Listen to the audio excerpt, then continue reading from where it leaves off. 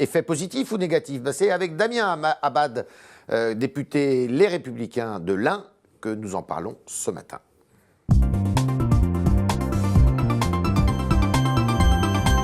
Damien Abad, bonjour. Bonjour. Le mairiste, et maintenant avec Fillon, dont vous faites la campagne. On vient d'apprendre, avant de parler de François Fillon, que Nicolas Sarkozy était renvoyé vers un procès par un juge d'instruction à propos des dépassements de ses comptes de campagne de 2012. Normalement, c'est 22 millions au total pour les 2 tours. Et là, on le soupçonne de 42 millions, c'est-à-dire plus du double, près du double. Qu'est-ce que vous en pensez ?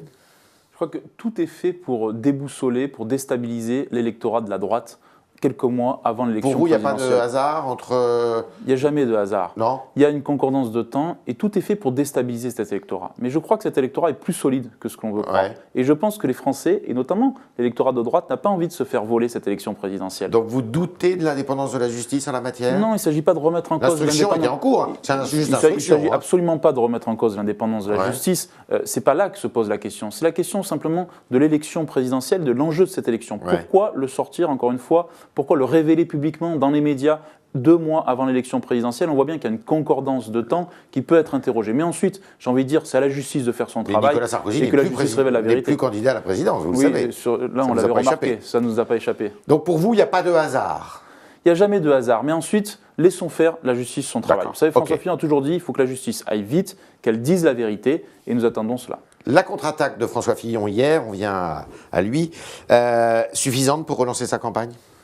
Suffisante, oui, et nécessaire aussi, parce que je crois qu'il y avait des interrogations, des doutes, des inquiétudes parfois. Et que François Fillon a rassuré d'abord son électorat, il a rassuré aussi le peuple de droite, et il a démontré sa détermination, et surtout il a prouvé que ça serait François Fillon ou le chaos pour la droite. C'est François Fillon ou la défaite, c'est François Fillon ou la meute. Ça remet en question un peu le système des primaires d'ailleurs, quand un candidat est empêché au dernier moment.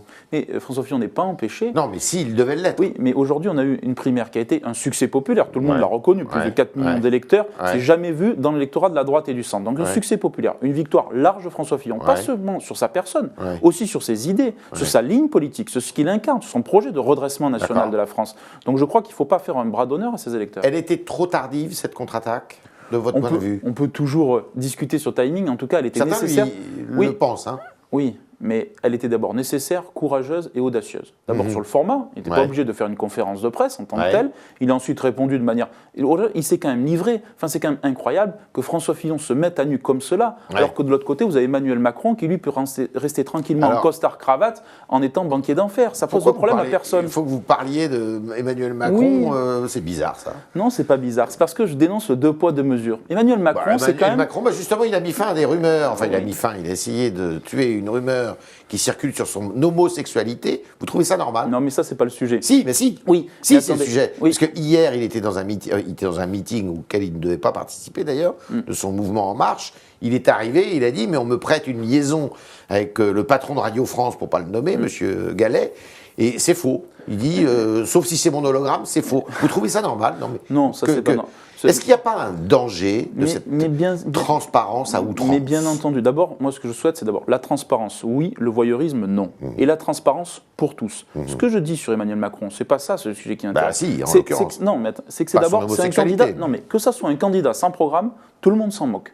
Que ce soit un candidat sans majorité, tout le monde s'en moque. Les Français sont là pour juger. Oui, mais simplement, il faut à un moment donné analyser, décortiquer son programme, comment il était financé, quelles propositions il fait, pourquoi il en est là. Quand il dit par exemple qu'il coûte 0 € contribuable, c'est juste faux. Quand vous êtes énarque, vous coûtez 100 000 € par an à l'État quand vous êtes à l'école d'administration. Bah, donc ça, c'est l'État qui prend les en charge. Mais il faut le dire. Il a remboursé sa pantoufle, d'ailleurs. Oui, d'ailleurs, oui. Mais enfin, quand on est pantoufleur, on n'aime pas forcément la fonction publique. Il faudra aussi qu'il explique aux fonctionnaires en France. Est-ce qu'il n'y a pas un danger, par exemple, hier, François Fillon a livré son patrimoine. Est-ce qu'il va obliger les autres à le faire, non ?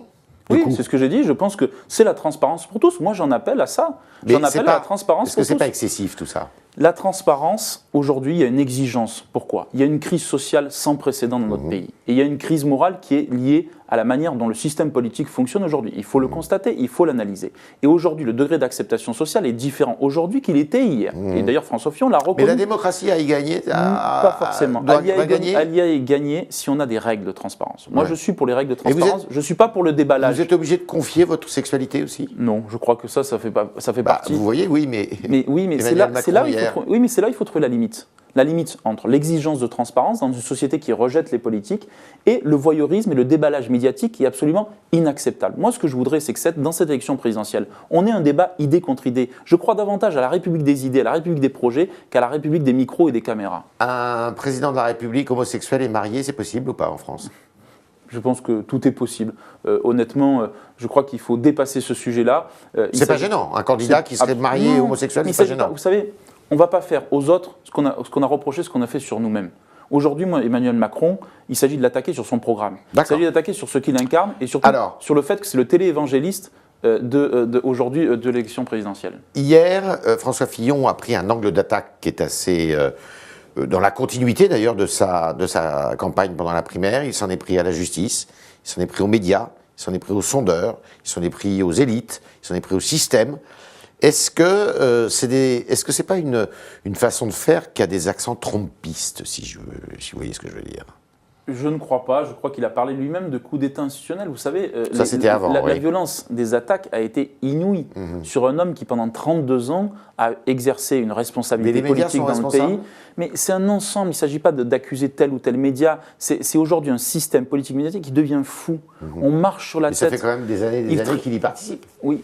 Certainement, mais il a au moins le mérite de le reconnaître. Il a au moins le mérite aussi de s'excuser devant les Français quand il y a une difficulté morale. Il a au moins ce mérite et ce courage politique-là. Je rappelle quand même que François Fillon, c'est celui qui a résisté à la meute qui voulait qu'on remette en place le cumul des mandats. C'est celui quand même qui a permis aussi d'améliorer les règles de transparence sur les appartements de fonction pour les ministres. Donc il faut aussi savoir d'où il vient ceux qui l'incarnent. Ce que je dis simplement aujourd'hui, c'est que l'élection présidentielle mérite mieux que cela. Une démagogie qui est inquiétante quand même. Bien sûr, c'est pour ça qu'on doit choisir... François Fillon doit être candidat et doit aller jusqu'au bout. Parce que il a lui-même emprunté ces arguments-là. S'il n'est pas, on aura le choix entre quoi et quoi? Entre le populisme mondain d'Emmanuel Macron et le populisme prolétaire de Marine Le Pen. Encore Emmanuel Macron, il a toutes les sauces. Oui, mais écoutez... Il vous obsède, hein? Non, il n'obsède pas. Simplement, ce qui m'obsède, c'est quand on ne divulgue pas la vérité aux Français. Quand on est face à une élection présidentielle... Il ment pas, lui. Vous pouvez critiquer son programme, mais... C'est difficile de critiquer quand il n'y a rien dedans. Voilà. Vous m'accorderez quand même cela. J'ai été frappé à Lyon, dans la ville de Gérard Collomb, quand même, de constater que c'est le creux absolu, le vide sidéral. C'est quand même malheureux que dans une élection qui est la plus importante pour la Ve République, que cette élection présidentielle, qu'on ne débatte pas sur les projets et les idées. Monsieur Abad, on peut faire campagne sans programme? On peut être président de la République sans programme? Eh bien, j'espère que non. Est-ce qu'avoir un programme, c'est pas s'exposer outrageusement? Non, au contraire, c'est dire la vérité aux Français. Vous savez, pourquoi les Français rejettent aussi tant les politiques? Parce que François Hollande, il a menti quand il était en campagne présidentielle, il a fait le contraire une fois au pouvoir. Et parce que Nicolas Sarkozy n'est pas allé jusqu'au bout de ses idées. Il a menti sur ses propositions. Sur ses propositions, tout à fait. Et donc, aujourd'hui, ce que dit François Fillon, c'est que les conditions du redressement de la France passent par un programme de vérité et par tout dire avant pour tout faire après. D'accord. Un argument hier de François Fillon, qui d'ailleurs ça crée un débat chez les juristes et chez les constitutionnalistes, le parquet national financier, pas compétent pour cette histoire? Écoutez, qu'il y ait des débats de constitutionnalistes sur le sujet, c'est tant mieux. Je crois pas qu'il faille rentrer là-dedans. Aujourd'hui, ça c'est un peu technique, mais un peu plus loin, parce que vous êtes quand même député. Violation peut-être de la séparation des pouvoirs, ce qui est sûr, la justice qui sur la compétence du parquet, qui se transporte sur la compétence du parquet, à chacun de juger. Ce qui est sûr, c'est qu'il y a une violation du secret professionnel. Ça, c'est une certitude absolue, parce que les éléments qui ont été divulgués, les révélations du Monde. Oui, tout à fait. Ce qui a été divulgué dans un grand quotidien, eh bien aujourd'hui, seul le parquet en avait à disposition. Donc ça, il y a une violation du secret professionnel, et je crois que c'est regrettable pour tout le monde, et y compris pour la justice française, à laquelle moi j'ai une confiance absolue. François Fillon peut être mis en examen, d'après vous? Je ne crois pas, parce qu'il a toujours montré que c'était une pratique certes ancienne, certes mal comprise, mais toujours légale, et que donc quand on est dans l'égalité dans ce pays, il n'y a aucune raison pour qu'il soit mis en examen. Les remontées, alors vous êtes député de l'Ain, et même président de ce département. Et président de ce département, vous connaissez bien. Donc l'Ain, c'est pas loin du Rhône. Entre Lyon et Genève. Entre Lyon et Genève. C'est quoi qu'est-ce qu'ils vous disent, vos administrés? Qu'est-ce qu'ils disent les Français? Ils nous disent de tout. Il faut qu'on soit honnête. Bien sûr qu'il y a des inquiétudes, bien sûr qu'il y a des interrogations. Mais j'ai été frappé aussi par des électrices et électeurs qui nous ont dit tenez bon. Dites à François Fillon, y compris dans les stades. J'étais dans le match rugby ce week-end, on m'a dit dites à François Fillon qu'il tienne bon pour la droite, pour nos valeurs et nos convictions. Ne sous-estimons pas la volonté du peuple de droite de faire triompher ses convictions alors qu'elles ont été malmenées pendant 5 ans par ce gouvernement et ce président de la République qui n'est même plus en capacité aujourd'hui de pouvoir se présenter. Et je pense que ça, si aujourd'hui la justice révèle la vérité, peut l'emporter sur le reste et peut être les conditions de la victoire. François Fillon peut gagner? Oui, bien entendu, il peut gagner. Je crois que la victoire est possible et la victoire, elle peut se faire qu'avec lui. À qui profite le crime? Ça, c'est la bonne question. Je crois aujourd'hui que... Le coup, il vient d'où? Parce que vous êtes posé la question, même bien François sûr qu'on Fillon s'est posé la question, mais vous savez, si on avait des certitudes sur ce sujet, ça se saurait. Le coup, il peut venir de partout. Ce qu'on constate simplement, c'est que certains veulent gagner sur tapis vert, là où ils ont perdu d'un point de vue électoral. Et je dis notamment pour la gauche, quand vous êtes écarté, quand vous avez un parti socialiste qui est aussi écartelé, eh bien la meilleure des choses, c'est d'envoyer des boules puantes, c'est de faire diversion pour finalement qu'on évite de dire la vérité. La vérité aujourd'hui, c'est qu'il y a 3 candidats de gauche, Mélenchon, Hamon et Macron. Tous les 3 se disent anti-Hollande et tous les 3 se disent qu'ils ne sont pas héritiers du gouvernement de François Hollande. Et pourtant, il y en a un qui a été ministre de l'économie à l'intérieur et d'autres qui ont été aussi ministres également. Ça doit quand même nous poser une vraie question sur la démocratie française et sur la manière dont le peuple a été incarné pendant 5 ans. Alors, vous venez de le dire, la gauche, fracturée en 3... derrière 3 candidats, mais chez vous, alors je vous remercie d'être ici alors que François Fillon est en train de rencontrer les parlementaires justement. Ça y est, le bloc, tout le monde a fait bloc derrière lui. Oui, là. Je crois que... Parce qu'il y a eu quelques voix discordantes la semaine dernière. Vous savez, moi je dis simplement que quand la tempête est forte, il faut tenir bon le navire. Ouais. Il ne faut surtout pas descendre du bateau. Et aujourd'hui, ce qu'il faut de constater, c'est que l'unité est retrouvée. Et la grande force de cette conférence de presse, c'est justement cela. Cette unité retrouvée et le plan B qui est définitivement mis aux oubliettes. Le chef, François Fillon. Bien entendu, et ceux qui en doutaient en sont pour leurs frais.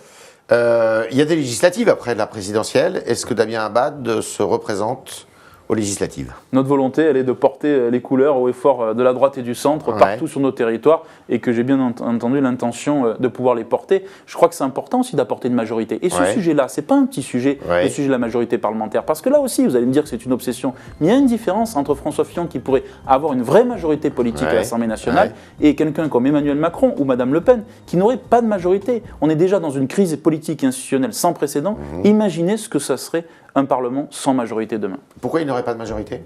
Mais parce qu'aujourd'hui, vous savez comment on s'inscrit pour être candidat En Marche? On remplit un CV, une lettre de motivation. Je rappellerai juste à Emmanuel Macron qu'être député, ce n'est pas un métier. C'était le talk de Damien Abad qui nous a dit ce qu'il pensait des conséquences de l'affaire Fillon et surtout des effets de sa conférence de presse hier soir auprès des électeurs de droite notamment. Et maintenant, vos questions, chers internautes, avec Mathilde Sirot qui vient de nous rejoindre.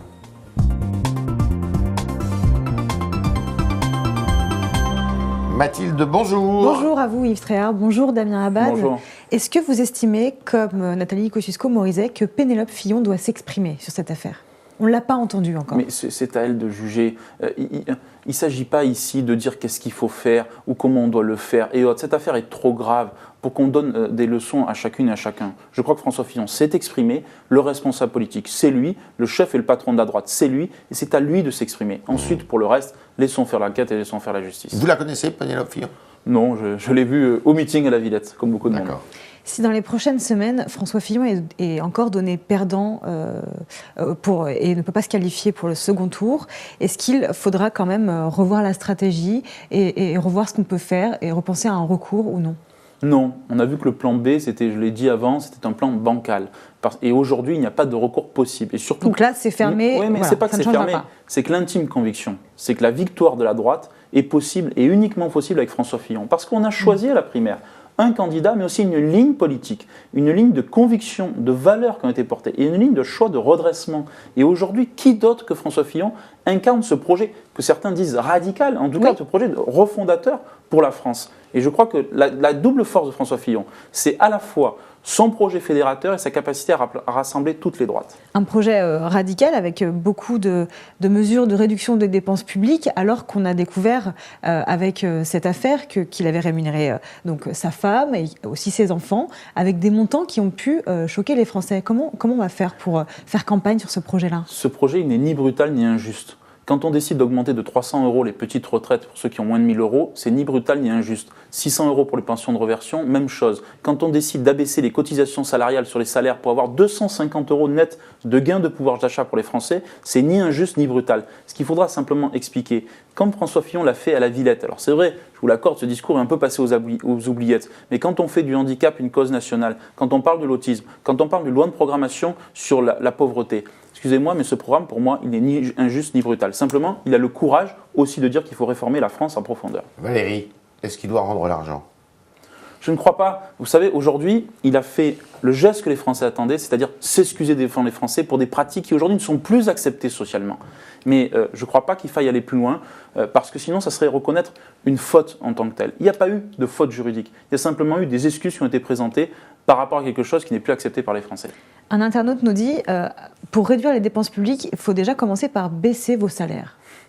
Alors, je vais vous le dire là aussi, comme je le pense.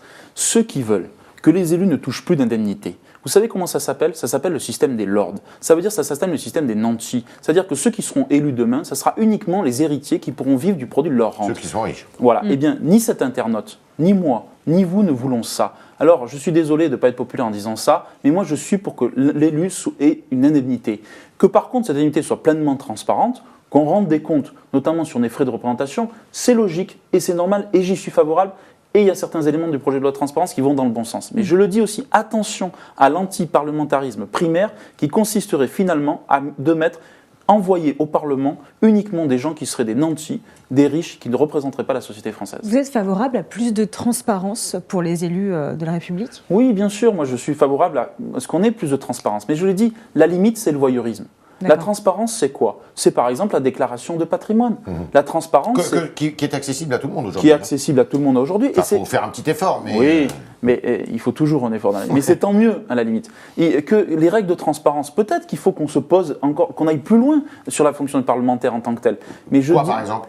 Eh bien, on pourrait très bien envisager, par exemple, de rendre davantage de comptes sur nos frais de représentation, sur la manière dont on exerce notre mandat. Mais je dis aussi qu'il faut qu'on mette une limite à cela. Et la limite, c'est le voyeurisme. La limite, c'est le déballage médiatique. Et permettez-moi aussi de vous dire que pour avoir cette réflexion, on ne doit pas l'avoir dans des temps de campagne électorale qui sont des temps de tension politique. On doit l'avoir dans des moments qui sont des moments de réflexion politique lors du quinquennat. Et c'est ça que je regrette de la gauche. Parce que si on avait voulu interdire la pratique qui consiste à employer des gens de sa famille, alors pourquoi on ne l'a pas fait plus tôt? Pourquoi on ne l'a pas mis dans le projet de loi sur la transparence? Pourquoi on attend 2 mois avant d'ouvrir ce débat? C'est pour ça que je dis que ce débat, c'est davantage une tentative de déstabilisation politique que de moralisation de la vie publique. Vous parlez de la gauche. Yannick Jadot a encore une fois accusé François Fillon de conflit d'intérêts. Ce matin, vous savez, avec sa société de conseil. Qu'est-ce que vous lui répondez? Alors je lui réponds qu'il balaye devant sa porte. Parce que moi, je vais vous parler d'une écologiste, il y en a beaucoup, et dont certains, honnêtement, en termes de conflit d'intérêts, sont mal placés. Vous pensez à qui? Je pense par exemple à Corinne Lepage. Et je lui dis très bien Corinne Lepage qui est avec Emmanuel Macron. Oui, qui n'est plus qui a été aussi, voilà. D'accord. Mais vous savez, il a par pas mal de partis, vous m'accordez qu'il n'en reste plus beaucoup. Elle est passée par pas mal de partis. Pourquoi je vous dis ça? Parce que les conflits d'intérêts, là, vous pouvez analyser entre ce qui se passe. Elle est l'avocate, j'ai une centrale nucléaire dans mon département, qui est la centrale du budget. Et elle est avocat, où elle est financée notamment par des autorités suisses, où il y a pleinement de conflits d'intérêts entre son combat politique et la manière dont elle exerce sa responsabilité juridique dans cette affaire. Donc si on veut discuter sur les conflits d'intérêts, qu'on mette tout sur la table et qu'on le dise et que ça vaille pour tout le monde. Une dernière question? Alors, qu'est-ce que vous répondez? C'est Alexandre qui nous pose une question en direct. Qu'est-ce que vous répondez aux électeurs de droite et du centre qui seraient tentés de voter pour Emmanuel Macron? Je leur répondrai que l'impasse, c'est toujours une voie sans issue. Et qu'Emmanuel Macron, aujourd'hui, c'est l'homme sans programme. Ça a été l'héritier de François Hollande, son ministre de l'économie. Et en plus de ça, j'en termine par là, mais n'oublions pas qu'on est quand même dans un contexte de terrorisme exacerbé. Et que ce qui compte dans ce contexte-là, c'est d'avoir une vraie stature de chef d'État. C'est de prendre les bonnes décisions au bon moment. Eh bien, je ne pense pas qu'avec 6 mois de ministre de l'économie, on puisse avoir quelqu'un qui ait capacité de gouverner la France et de la diriger dans ses plus hautes fonctions. Voilà, en toute transparence, c'est ainsi Damien Abad a répondu à vos questions. Nous vous en remercions et à demain, si vous le voulez bien. Nous, on le veut. Merci Damien Abad. Merci.